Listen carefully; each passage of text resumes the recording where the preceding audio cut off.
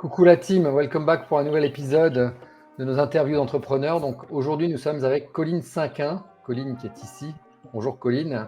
Donc, je suis Bonjour. avec Claude qui est ici avec moi. Et nous interviewons comme chaque semaine des entrepreneurs. Aujourd'hui, Colline, tu as fondé donc, la startup qui s'appelle Homme et Dom. Donc, Oui, dis-nous précisément pourquoi tu as créé Homme et Dom. C'est très intéressant.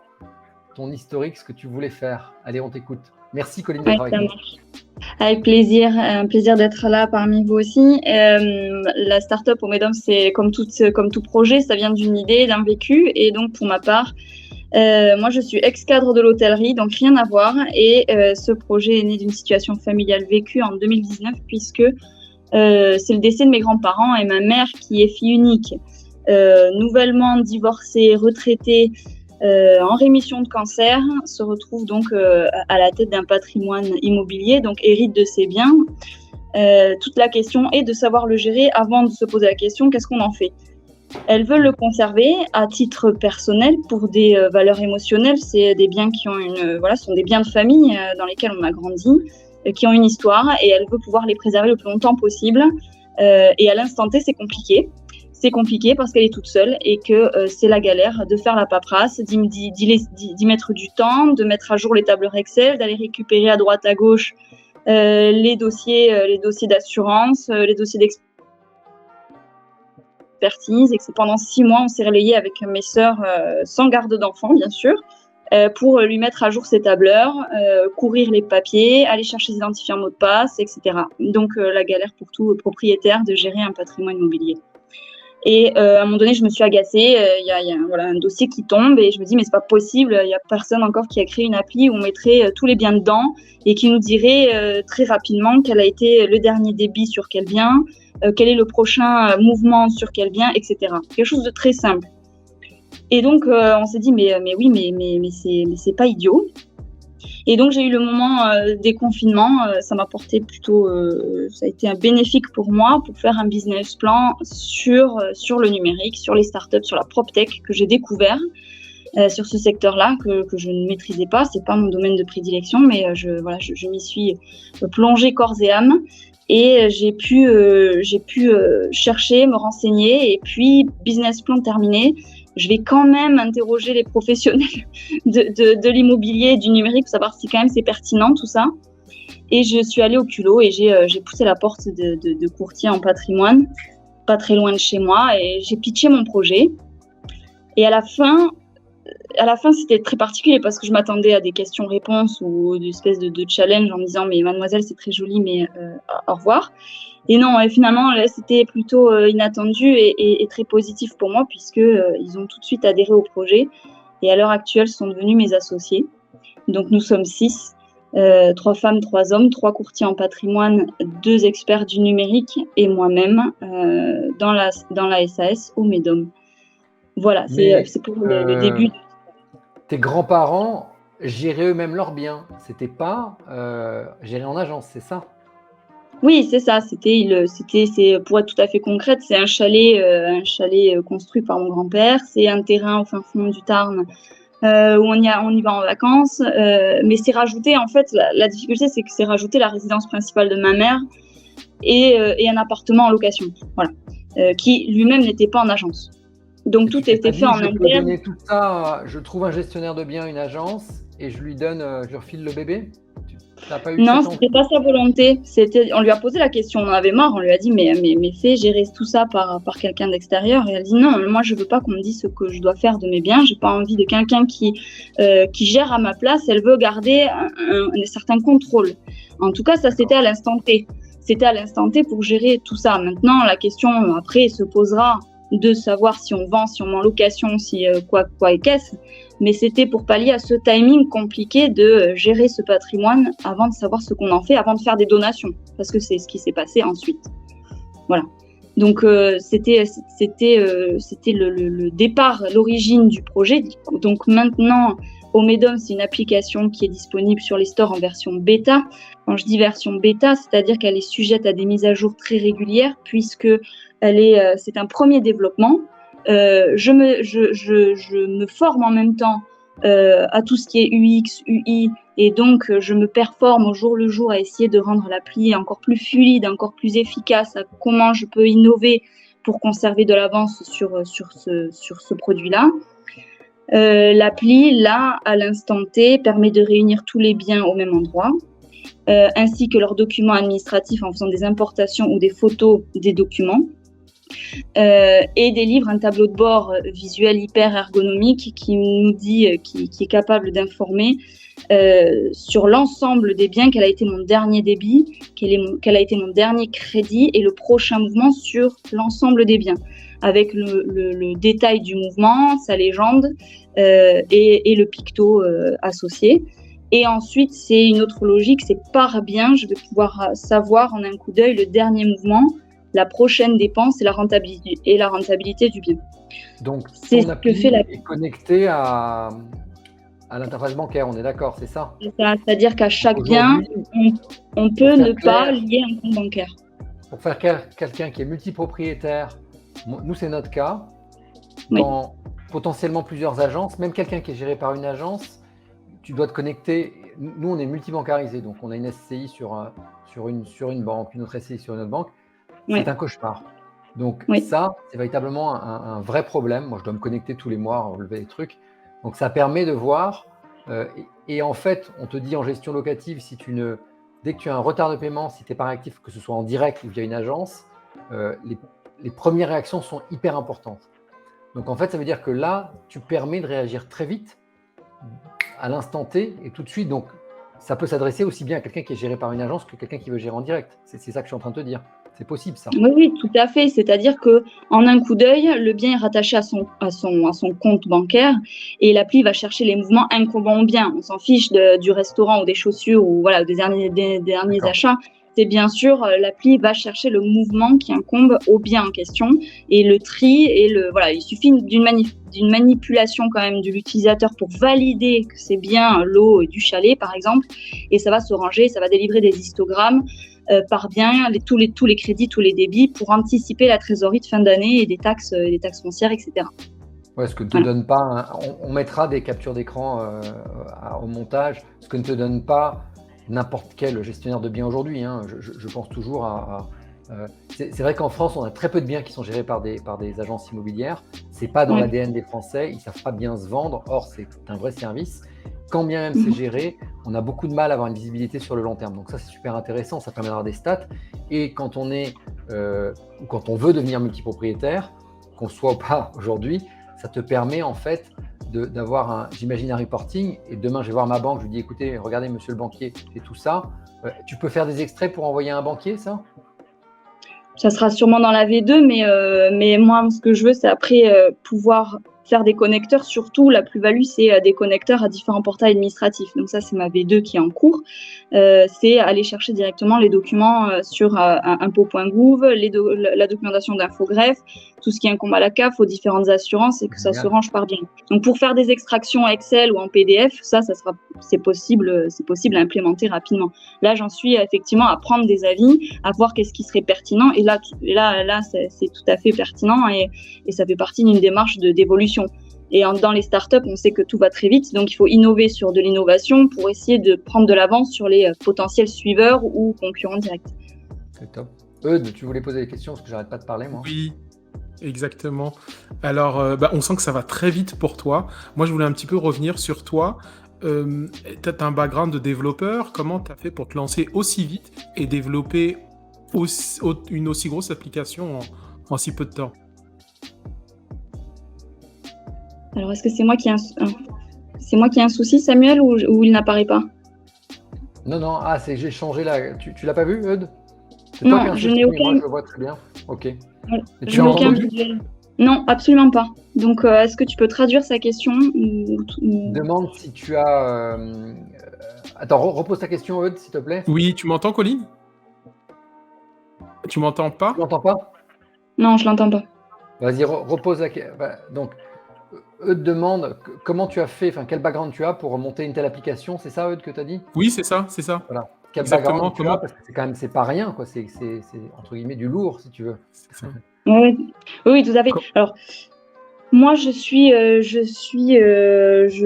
cadre de l'hôtellerie, donc de luxe, ce qui veut dire que j'ai géré des établissements hôteliers. J'en ai créé en faisant des business plans qui prennent en compte toutes les stratégies, donc études de marché, marketing, budget RH, rétro-planning, sourcing. Donc, j'ai toute cette gestion de projet dans mon actif. Maintenant, pour créer ce genre de produit, je m'entoure d'experts. Donc, à mes côtés, j'ai un cabinet juridique expert dans les startups et dans la cybersécurité. Je me forme aussi, avec la CCI sur tout ce qui est RGPD, etc. Concernant l'appli, je suis incubée à l'IoT Valley de la Beige. Donc, je suis entourée de développeurs UI, UX pour parfaire le produit. Donc voilà, je me forme au jour le jour et oui, c'est costaud, mais c'est passionnant. Je suis une femme de projet et avant j'étais ambitieuse, maintenant je suis ambitieuse mais raisonnée. D'accord. Vous êtes combien dans l'équipe actuellement? T'as combien de personnes dans ton équipe? Là, pour le moment, à l'opérationnel, moi, je suis toute seule à prendre ça de front. Mais ça arrive à la question suivante, je suppose, c'est que je lève des fonds de l'ordre de 900 000 euros pour staffer au MEDOM avec des développeurs en interne et pour pouvoir répondre de manière beaucoup plus fluide à des bugs ou des dysfonctionnements, même des nouvelles versions. Donc, je vais recruter 4 TP d'ici 2 mois, j'espère. Donc aujourd'hui, tu as tout sous-traité, hein, entre guillemets, avec les fonds que tu as levés, les associés que tu as. Et là, tu veux internaliser pour avoir la main sur le dev, quoi. Ce qui est tout à fait normal, ce qui permettra de faire de l'IP et de lever encore plus d'argent, d'avoir des aides. Exactement. Là, je parle de 4 TP, mais au vu de la cible, c'est-à-dire tous les propriétaires, non seulement en France, mais ensuite, il y a tous les expatriés qui ont des biens soumis à la législation française. Et puis, je vais m'attaquer au marché européen des propriétaires. Donc, dans le business plan qui va suivre, c'est recrutement de 10 personnes en interne. Ma volonté, c'est de rester en Occitanie. Il y a tout à créer dans l'écosystème des PropTech. J'étais encore en interview entre midi et 2 avec un journal local qui me demande de définir ce qu'est la PropTech. Et on regarde avec des grands yeux, mais le numérique au féminin, vous pensez pas que c'est trop lourd pour vous? Donc, il y a tout à créer. Je persiste et je signe qu'il y a des gens compétents en Occitanie pour faire du réseautage sur Toulouse avec Digital 113 ou des grandes associations du numérique, ça bouge. C'est maintenant qu'il faut acter des choses et donc les partenaires, il faut qu'ils prennent. C'est une prise de risque qui est mesurée, mais que je quantifie dans la durée et c'est extrêmement. Voilà, il y a tout à faire, il y a tout à créer, c'est très porteur. Donc je précise ici, tu ne le dis pas, que tu as remporté un prix, dis-le-nous, lors du RENT, qui est le salon annuel du digital et de l'immobilier. Vas-y, dis-le-nous, Colline. C'est vrai, je ne l'ai pas dit. Il a fallu que je change mes réseaux aussi. Hein. Mes réseaux, c'était Barrière et Luxury Small Hotels. Donc là, depuis moi, je revois mes réseaux. Et donc, dans mes réseaux, j'ai les rédactions effectivement du groupe Sogé, de Sweetimo, etc. pour suivre un peu l'actualité et rester à la page et me former tout en créant. Et je vois passer un concours national sur les startups au féminin dans le milieu de la PropTech. Et donc, je candidate assez bêtement. Hein, je réponds de manière assez authentique à leurs questions. Bon réflexe. Oui. Non, c'est encore une fois, c'est. Ouais, pourquoi pas moi? Et puis c'est encore une fois c'est culotté, mais je marche comme ça, à l'instinct, au feeling. Sweetimo m'a appelé une semaine avant le salon en me disant il faut que vous soyez sur Paris dans une semaine. Je vous en dis pas plus, donc bon, j'ai compris toute seule, il n'y a pas de voilà. Et j'ai reçu le premier trophée qui a été installé par le Sweetimo et Groupe Se Loger pour récompenser une start-up au féminin dans les métiers de la PropTech. Donc, j'ai reçu ce magnifique trophée qui permet de la visibilité aussi locale. Hein. Il y a des retombées, donc ça bouge en Occitanie par rapport à ce projet-là. Ça donne effectivement, ça fixe le marché, ça fixe le fait que c'est une innovation. Donc, c'est double effet qui se coule. Ouais, je ne te cache pas que c'est bien d'avoir... Moi, je suis donc ambassadeur French PropTech, PACA, et... donc assez impliqué dans la French PropTech. On est souvent entre hommes. Alors bon, tu as Jade Massa, on a quelques-unes, Caroline Paroli, je te les présenterai parce que tu vas rentrer dans l'association, j'imagine, et je vais pousser. Ça fait du bien d'avoir des femmes et c'est important parce que ça donne une autre sensibilité et c'est bien. Bon, bravo pour ce prix, c'est génial. Tu Ouais, c'est veux parler super. Oui, Oui, non, c'est vrai que, encore une fois, il y a tout à faire et j'en ai encore j'en ai des frissons de me dire qu'on est 2% de femmes en levée de fonds, on est 8% de femmes PDG de start-up.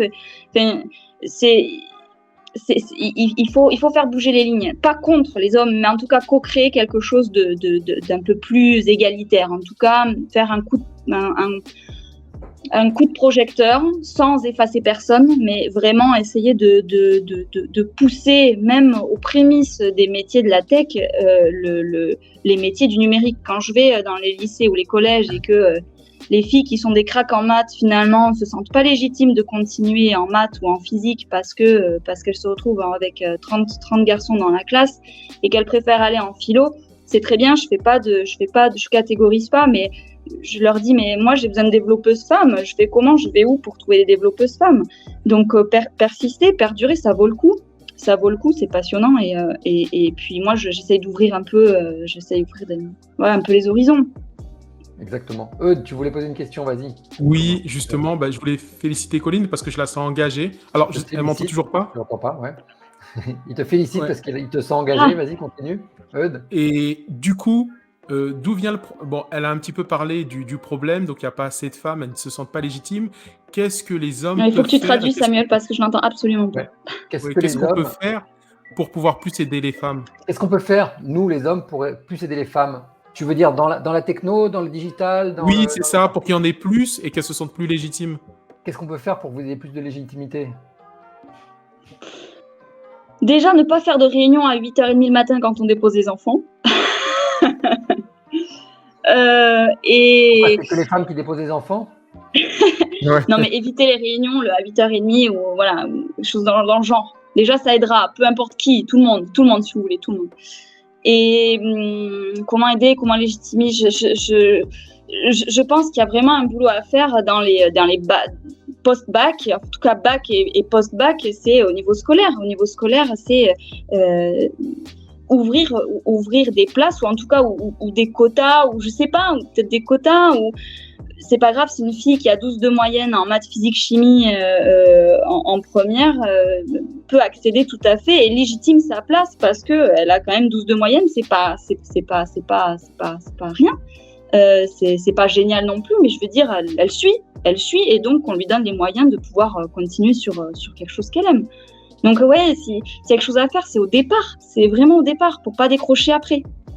Moi, je pense qu'il faut qu'il y ait des exemples de femmes comme toi. Moi, ma femme aussi, c'est pareil, qui est la boss de Louis Loge, qui soit successful, qui ose y arriver et se lancer et dire c'est pas une fatalité que c'est pas réservé qu'aux hommes, etc. Parce qu'on vient d'un monde. Mais après, moi, je pense qu'il faut donner des exemples et point à la ligne et avancer. Hein. Il y a quelque chose de très important. Il y a quelque chose de très important aussi, c'est que les métiers de demain, on les connaît pas et qu'il y a tout à créer. À mon époque, je l'avais dit à la remise du prix, j'ai exprimé le fait qu'à mon époque, il fallait être ingé informaticien. Maintenant, il y en a 10 fois, il y en a beaucoup trop, et que maintenant, on va chercher des développeurs UX, UI, des experts de la cybersécurité. Voilà. Et il va falloir créer et donc demander dans les fiches de poste, faire un focus sur l'adaptabilité et la créativité. Et c'est ce que je ferai quand je recruterai, c'est quel est son pouvoir d'adaptabilité. Il peut avoir 3 vies avant, ça montre son adaptabilité à changer d'environnement, à changer de zone géographique. Et donc, c'est pas inintéressant pour le futur parce qu'on va être amené à être hyper adaptable en fonction surtout dans les métiers du numérique. Et très créatif au niveau de la com et du marketing. Donc c'est du mindset à mon avis qu'il faut. Ce que tu es en train de dire, c'est qu'il faut, quand tu recrutes, nous c'est exactement ce que je dis nous à tous nos candidats chez WeLoge, c'est on cherche des personnes qui ont un mindset de croissance, qui soient curieux, qui ont envie d'apprendre. C'est marrant ce que tu dis. Moi dans ma bio Insta, je dis je suis un éternel étudiant. Ce qu'on fait là, on apprend tous les jours. Ce qu'on te fait pitcher là, on apprend son nouveau truc. Si tu as des personnes qui sont dans un mindset, alors je ne sais pas si tu connais le bouquin de Carol Dweck, Fixed Mindset, c'est quoi en français? Tu le connais ou pas? Donc elle t'explique que tu as des personnes qui ont un mindset ouvert ou un mindset fixe, donc fermé. Si tu recrutes des personnes avec un fixed mindset, ta boîte, elle ne va pas avancer. Donc je pense que tu résumes bien en disant, donc il faut qu'on ait autour de nous des personnes, des candidats qui nous entourent, qui aient un mindset d'évolutivité, enfin, qui soit adaptable, tu l'as bien résumé. Oui, donc sans ça, c'est pas possible. Donc, il faut prêcher cette bonne parole et faire attention dans le recrutement. Bon, bah, c'est génial tout ça. Tu as d'autres questions? Je fais la traduction. Oui, tu m'entends toujours pas, hein, Colline? Non, elle Non. n'entend toujours D'accord. pas. C'est banni. Non, mais tu vois, tu dis prêcher la bonne parole, mais c'est ce que je fais aussi en plus d'Omedom, c'est que je suis dans des associations comme les Mumpreneurs ou 100 000 entrepreneurs ou emploi, voilà, une autre association qui aide les bénéficiaires de RSA à retrouver un emploi. Je donne de mon temps et je mets en exergue le fait qu'il faut ouvrir les vannes des métiers de la tech en général et du numérique à un public féminin. Mais encore une fois, il faut faire très attention. J'ai pas envie de rentrer dans une bagarre féministe. On n'est pas là à dire les hommes, laissez-nous la place. Voilà. Mais il faut faire attention. Une part représentative, etc. Et si tu as mentionné 100 000, moi je suis aussi, on est très actifs nous chez 100 000 entrepreneurs. Je suis représentant territorial pour Marseille. Okay. Une association qui est géniale et qui est, j'allais te dire, j'allais t'envoyer les coordonnées pour que tu vois, donc tu le fais déjà. Non, j'aime beaucoup, oui, ça m'a permis de rentrer dans les IUT, dans les collèges, les lycées. Je m'éclate. D'aller évangéliser. Eudes, vas-y, ta question. Oui, alors, Omedom, c'est parti vraiment d'un besoin très très personnel. Aujourd'hui, la cible, c'est qui, du coup? Vraiment, votre cible Omedom, c'est un besoin très personnel. Ta question, ça a été le résultat d'un héritage, d'une problématique. C'est qui ta cible? La cible, ce sont tous les propriétaires multi-biens entre 3 et 5 biens, je dirais, parce qu'après, au-delà, effectivement, on a des experts comptables et un gestionnaire de patrimoine, mais encore, le but, c'est de soulager la vie de tous les propriétaires à l'instant T. L'appli ne fait pas de la gestion, mais on est bien sur de la consultation de trésor à l'instant T sur l'ensemble du patrimoine. Donc, c'est vraiment pour tous les propriétaires, de primo-accédants jusqu'à multi-biens, c'est-à-dire de 29 à 69 ans qui utilisent des outils digitaux et des applis payantes. D'accord. Quand tu dis gestion, on ne fait pas la gestion, je ne suis pas d'accord avec toi parce que quand tu vois, Joris l'a testé qui est dans notre groupe, et quand tu permets de voir, d'avoir une vision globale, tu aides à gérer. Donc, indirectement, tu fais de la gestion. Tu penses que tu n'en fais pas, mais moi, je pense que tu en fais. Je pense qu'il faut, alors peut-être c'est que je fais attention par rapport au discours que je tiens devant des agences immobilières qui ont très très peur que je leur pique leur boulot. Et donc, je préfère ne pas dire que je fais de la gestion. Tu pourras pas copiner avec des gens qui ont peur. Les gens qui sont dans un mode peur, c'est exactement pareil aujourd'hui avec ce qu'on entend avec le Covid, le machin. Ceux qui ont peur, ils vont se renfermer.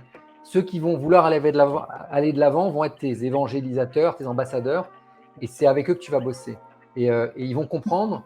Moi, j'ai fait de la gestion pendant 8 ans. Je sais pertinemment la problématique à laquelle, et aujourd'hui, j'ai vendu mon portefeuille, mais bien sont gérés par le gars à qui j'ai vendu mon agence. Et je sais, et c'est une tannée, parce que je n'ai pas d'informations, je n'ai pas de suivi. Là, tu vois, j'ai une fuite sur un lavabo. J'ai vu 2 jours après, c'est tombé dans mon Gmail où j'ai 100 mails par jour, je n'ai pas le temps de voir. Ils ne m'ont pas appelé ni rien, etc. Et il dit, vous envoyez votre plombier parce qu'il sait que moi, j'ai mon plombier. J'aurais eu un machin, un app. C'est dommage, tu vois. Donc, je pense qu'il y a manière d'aider plein de petites agences qui font de la gestion. C'est pas concurrentiel.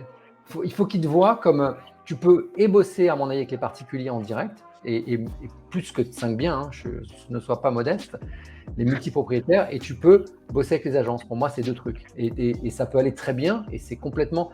Après, il y a la problématique du RGPD. Qui voit une agence? Est-ce qu'elle le donne? Qui voit les données? Bon, ça, c'est un autre débat. Il faudra en parler. On n'est pas au bout des trucs. Tu voulais poser une autre question? Oui, combien ça coûte? Combien ça coûte? Il demande. Alors, l'application est sans engagement. Donc, au moment du téléchargement, se déclenche 45 jours de gratuité pour avoir une visibilité sur un mois de charge, donc une rotation globale des charges. Au 46e jour, le choix se porte sur un abonnement mensuel qui se paramètre en fonction, qui s'adapte en fonction du nombre de biens paramétrés. Donc, 2,90 € de 1 à 2 biens, 4,90 € par mois de 3 à 5 biens et 10,90 € de 5 à partir de 6 biens illimités. Et est-ce que tu as des fonctionnalités qui sont plus chères? Après, est-ce que je peux connecter à ce tarif-là, je peux connecter mes comptes bancaires ou je peux pas? Ou est-ce que tu as tout dans ta version, elle est dans la version que tu testes au début, tu as tout dedans? Oui, dans la version que vous aurez sur les stores, il y a les liaisons bancaires et ce que j'ai annoncé tout à l'heure. D'accord. Je Donc, peux tu n'as pas pas, de voilà. add-on, t'as pas de fonctionnalité supplémentaire que tu peux acheter. Ok. Pour le moment, non, mais d'ici 6 mois, oui. D'accord. Oui, ça peut être un truc supplémentaire pour faire Ok, c'est super Voilà. intéressant. Colline a répondu à ta question. Tu avais une autre question? Oui, complètement.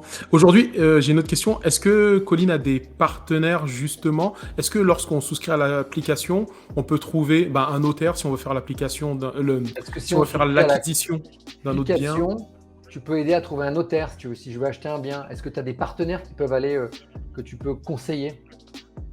Non? Ça, c'est ma V2 aussi. Bon, ok. Under On reflection. est très curieux. C'est intéressant. Ouais. Exactement, mais tout à fait, mais c'est-à-dire que là, ce que vous êtes en train d'énumérer, je l'ai creusé moi de mon côté. Mon appli est une base de données, donc effectivement, il y a des choses à faire avec des partenariats et même Comedom devient apporteur d'affaires pour des courtiers en patrimoine, en assurance, notaire, expert comptable. Ça permet d'alléger un certain nombre de tâches administratives, notamment voilà, parce que c'est une base de données. Donc voilà, tout ça, ça se réfléchit. La data, tu peux sous en respectant certaines règles, voir comment Bien tu sûr. peux partenariser avec des gens. C'est super intéressant. Ouais. Vas-y. Et c'est pour ça que voilà, avant vous, j'étais avec un cabinet d'avocats sur Paris qui fait justement ce genre de montage et comment on gère de la donnée et toujours dans un souci de transparence, de protection des données utilisateurs, de faire bien les choses, quoi. Ok. Vas-y, une question. Est-ce que du coup, tu as eu la chance d'intégrer des groupes d'investisseurs, de les laisser tester l'application et de prendre du feedback sur l'application? Est-ce que tu as fait tester ton app avec des groupes d'investisseurs pour avoir du feedback? Qu'est-ce qu'il entend par groupe d'investisseurs? Des gens qui ont des programmes en ligne. Nous, c'est des gens avec qui on traîne, qui ont des gros programmes en ligne avec des 800 investisseurs derrière et qui pourraient donner de la visibilité. Ben, allons-y. Okay, allons-y. Okay. Non, je ne l'ai pas fait, mais oui, il faut le faire. Donc, on va directement à la prochaine étape, justement. C'était ça. C'était donc, aujourd'hui, toi, super ce pitch. Donc, moi, je trouve que c'est très intéressant. C'est pour ça que tu es là. Ouais. Aujourd'hui, tu cherches à lever de l'argent. D'accord, c'est ça, donc à peu près 900 000 euros à date d'aujourd'hui pour faire ta V2. Ta problématique, c'est internaliser parce que c'est outsourcé et ça, c'est tout à fait compréhensible. Tu as de la visibilité, tu as un projet qui est intéressant, tu peux cibler du part, donc de l'investisseur, multi-investisseur, du pro, de l'agence, donc c'est deux cibles différentes. Et donc, comment on peut t'aider, nous, éventuellement te donnant de la visibilité sur ces groupes d'investisseurs. Et vis-à-vis PropTech, moi aussi, je peux t'aider. On peut t'aider par rapport à ça. Ok, moi, c'est super intéressant. Oui, c'est ça, c'est être mise en relation. Enfin, c'est ce que je disais tout à l'heure en préambule, c'est quand le directeur de la Banque de France, là, je ne vais pas le citer, je vais rester flou, mais me dit, pour nous, vous êtes un cas d'école. Donc, en fait, j'ai l'impression qu'il faut que je relance 2 fois plus, qu'il faut que je parle 2 fois plus fort et que je sois présente 2 fois plus pour qu'on écoute ce que j'ai à dire et quel est ce produit et pour qui il est fait et pourquoi c'est intéressant. Parce que je suis un cas d'école, donc avec aucune antériorité sur ce secteur d'activité. Donc là, à l'heure actuelle, je sais ce que mon produit vaut. J'ai les experts avec moi, que ce soit comptable, juridique, mes associés et des mentors qui sont des docteurs en IA qui font du sourcing et du pré-recrutement là à l'instant T où je vous parle, alors que j'ai pas levé des fonds, mais je suis en train déjà de staffer. J'ai besoin d'interlocuteurs qui me font confiance, qui font confiance à la personne que je suis et qui ont foi en ce projet. Tout sera bien sûr transparent si on va plus loin, mais j'ai besoin d'interlocuteurs qui comprennent ce que je fais et dans le secteur où j'évolue, il faut aller vite. Je parle. Le projet, effectivement, a donné de la visibilité sur cette innovation. Et si je veux conserver mon avance parce que je suis innovante et je veux rester challenger, il me faut les moyens de mes ambitions et je ferai tout pour que ça, voilà, que je puisse dérouler ma roadmap dans les meilleures conditions possibles. Donc des investisseurs qui sont alertés par la PropTech, qui savent que les délais sont restreints et que on est une startup made in France Occitanie gérée par une femme. C'est il y a tout à y gagner. Ok, c'est clair, le message est clair. Eudes, tu veux dire un mot avant qu'on se quitte? Oui, j'ai une question pour toi, Colline. Pour toi, quelle est la définition d'un entrepreneur? C'est quoi la définition d'un entrepreneur pour toi, Colline? Très belle question. ténacité, c'est de la ténacité, c'est de la curiosité. Parce que voilà, j'avais un restaurant dans les Caraïbes, j'ai vendu mon restaurant, j'ai vécu Irma, j'ai plus de restaurant, il est même plus sur Google Earth. Enfin, tout ça pour dire que c'est ténacité, volonté et puis positive mindset. Que voilà, on a deux bras, deux jambes, et qu'est-ce qu'on en fait? On fait des choses chouettes avec les gens. Et pas dire c'est une fatalité. Il y a eu un ouragan, c'est mort, c'est la fin des haricots, je vais déprimer. Ok. Non, mais c'est bien, c'est un bon mindset. Voilà, ouais.